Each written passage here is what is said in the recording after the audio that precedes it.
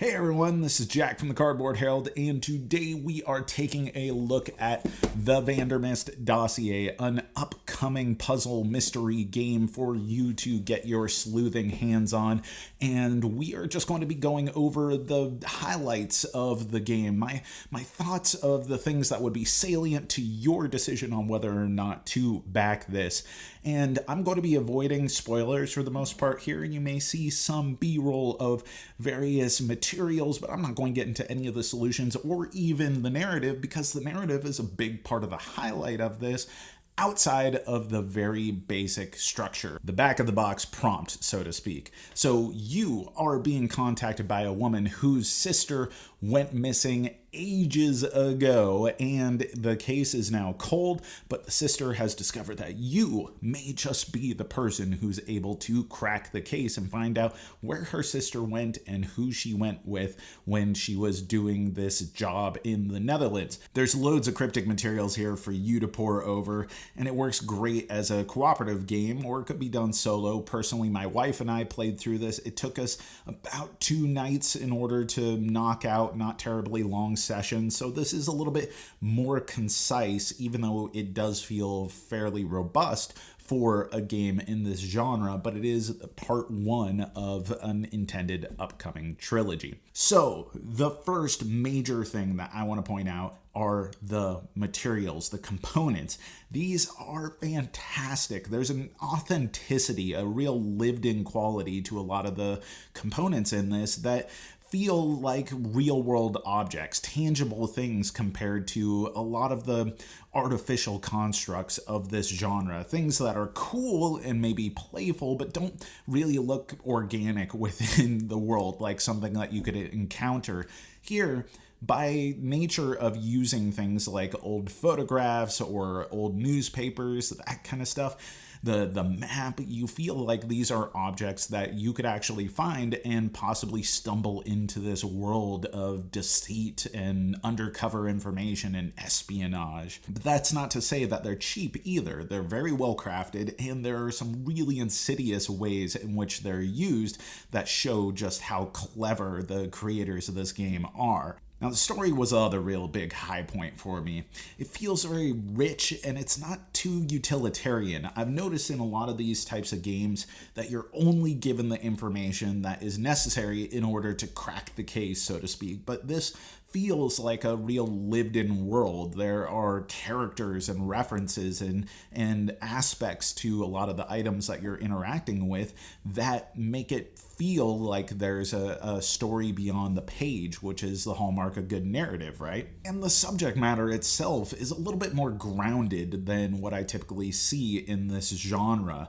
It's just a little bit of a heightened reality that makes it feel all that much more plausible, and like these could be real-world events that you're interacting with and just discovering all these secrets and ciphers. As far as the gameplay, the pacing and structure is pretty unique in here. It feels a little bit more investigatory than I'm kind of used to. Like, you really have to put in some elbow grease, and some of the solutions aren't really neat or clean. You have to work off of hunches and then see if that leads to some sort of conclusion. It's not obtuse, so to speak, but it is something that feels a little bit more organic and like you legitimately had to put in some sleuthing skills rather than just finding the pattern and then clearly having the answer right there in front of you. This leads to really having to dig into a lot of the materials, having to pay attention to a lot of details, and not just looking at ciphers, but trying to look for the overall big picture